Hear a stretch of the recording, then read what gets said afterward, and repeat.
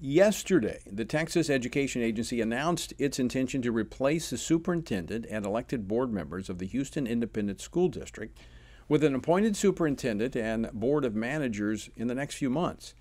Now, the announcement came shortly after the Supreme Court of Texas finalized its January decision that ruled in favor of the Texas Education Agency. Now, the agency had argued that the school district was failing to meet statewide expectations designed to ensure effective education. So, what are we to make of this development? Joining me now is a current member of the Houston Independent School Board, Dr. Kendall Baker. Dr. Baker, welcome to Washington Watch. Thank you so much. Happy to be here. So, Dr. Baker, you're retired. You retired from public service with the city of Houston. You're a pastor in the Houston area. You were elected, as I understand, to the school board about a year and a half ago. Are you surprised by the state's actions? Absolutely not. I knew all about it prior to my election, 2019. In fact, it was part of my campaign promises that I would rid the school of the corruption. The lady I beat was part of a special accreditation investigation who was investigated for having an illegal quorum, which consists of more than, of the balance of board members. We have 9 in this case. If you take 5 board members and have a meeting of any kind, even if it's a grocery store, you have to inform the public. So she tried to undermine the system and have an illegal board meeting at a restaurant because they had some infighting and they wanted an Hispanic superintendent instead of the black lady that was there. And so that was part of multiple violations of the law. And also, a part of that was consecutive years of unacceptable academic performance by Wheatley High School. And then third and finally, the main reason is because we've had a sitting state conservator for 2 years or more, and that in itself gives the state of Texas the right to take over. So I wasn't surprised. I knew all about it. So, Dr. Baker, let me be very clear. Do you support the state stepping in and taking the actions that they have? Most definitely, because if you look at Psalms chapter 8, verse 2, the Bible says, out of the mouth of babes, when the babes cry out, and we have 190,000 students. Before COVID, we had 200,000. We're the 7th largest school district in the nation out of 14,000 school districts, and we are the largest in Texas. And so their babies are crying out because of poor education, because of poor reading, because of poor math. And they were focusing on transgender, how to do this, how to make your body parts. They were reading nasty books in schools. I mean, language that was violent in our days, and children are exposed. I have a 7-year-old, and there's no way in hell I will have her exposed to that. And as a pastor, no, I am happy because as a sitting trustee, 1 of 9, everyone has a character. We have 3 of them that represent residue from the old, 3 of us that are new, and 3 that are in the middle. Now, there are 9 of us, but there are only one. Am I clicking in and out? Yeah, I can hear you. Just keep going. I'm very interested in what you have to say.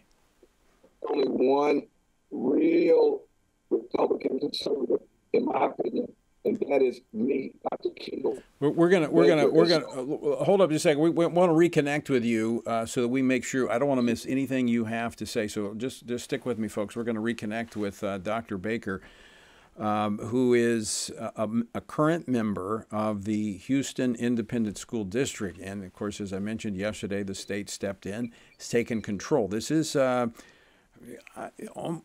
It's pretty much unprecedented. Now, I do recall it happened many years ago in my home state of Louisiana when Governor Bobby Jindal was there. After Katrina, there was a lot of corruption in the school there, and the state stepped in. But this is quite significant. And I want to talk with Dr. Baker. Let me know as soon as we get him back on. We want to talk with him about how this is being played out in the media. The media is suggesting that all right. We have Dr. Baker back. Dr. Baker, I don't want to miss a word you have to say. I want to go to an article that was out today from the Associated Press, and I'm just going to read from it, and I want you to comment on this. The takeover is the latest example of Republican and predominantly white state officials pushing to take control of actions in heavily minority and Democratic-led cities. So is this about race and politics, or is it about children and education?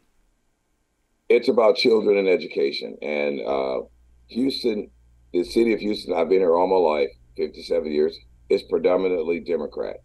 And so the Democratic leaders they take joy in causing unnecessary riots and unnecessary protests and so forth and so on to get their name out there, to hang on to whatever power they have.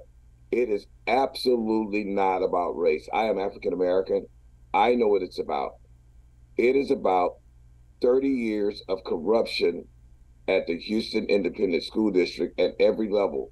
You had prior board members who were mostly African American and Hispanic that instead of being professional on the board, allowing the superintendent to do his job, because we only have one employee, namely it's the superintendent, they were fussing with each other. They got caught using profanity on national television.